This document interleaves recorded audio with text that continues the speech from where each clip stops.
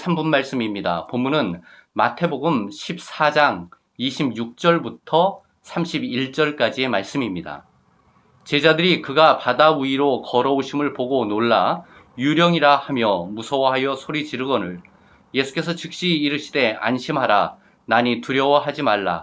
베드로가 대답하여 이르되 주여 만일 주님이시거든 나를 명하사 물 위로 오라 하소서 하니 오라 하시니 베드로가 배에서 내려 물 위로 걸어서 예수께로 가되 바람을 보고 무서워 빠져가는지라 소리질러 이르되 주여 나를 구원하소서 하니 예수께서 즉시 손을 내밀어 그를 붙잡으시며 이르되 믿음이 작은 자여 왜 의심하였느냐 하시고 아멘.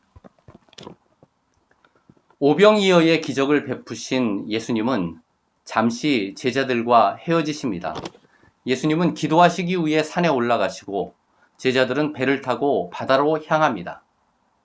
그런데 그렇게 향했던 바다에서 제자들은 그만 바람과 풍랑을 만나게 됩니다.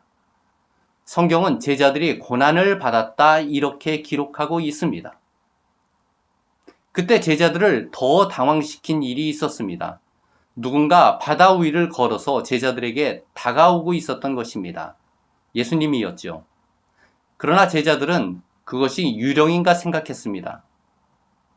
이때 당황했던 제자들 가운데에서 믿음을 지켰던 한 사람이 있습니다. 그 사람의 이름은 베드로입니다. 베드로는 예수님께 말했습니다. 주님, 만일 주님이시거든 나를 명하사 물 위로 오라 하소서. 그런데 배 위에서 이렇게 굳건했던 베드로의 믿음은 금세 사라지게 됩니다. 베드로는 분명 처음 몇 발짝을 물 위를 걸었습니다. 그러나 곧 그의 발이 물에 빠지고 맙니다. 베드로가 배 밖에서 만났던 상황은 그가 배 안에서 장담했던 상황과 분명히 차이가 있었습니다. 결국 베드로는 무너지고 말았습니다. 성경은 베드로가 무너진 이유를 바람 때문이다 이렇게 이야기를 합니다. 그러나 예수님은 조금 다른 해석을 내놓고 있습니다. 예수님은 이렇게 말씀하십니다. 믿음이 작은 자여 왜 의심하였느냐?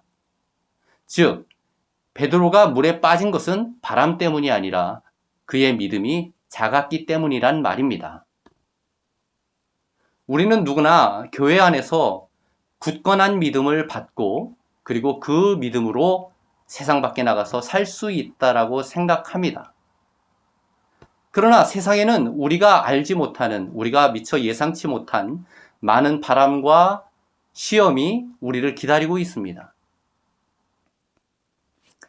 베드로는 자신이 가지고 있는 믿음으로 배 밖에서도 굳건히 걸을 수 있다고 생각했습니다. 그러나 배 위에서 가지고 있었던 그의 믿음은 배 밖으로 발을 디딛는 순간 처참하게 무너졌습니다. 우리도 마찬가지입니다. 교회 안에서 우리가 가지고 있는 믿음은 교회 밖에서도 유효해야 합니다. 만일 우리가 교회 안에서는 좋은 믿음을 가지고 있지만 교회 밖에서 시험과 바람을 만났을 때 굳건히 설 수 없는 믿음이라면 우리가 가지고 있는 믿음은 거짓이요 가짜일 수 있습니다. 믿음은 살기 위함입니다.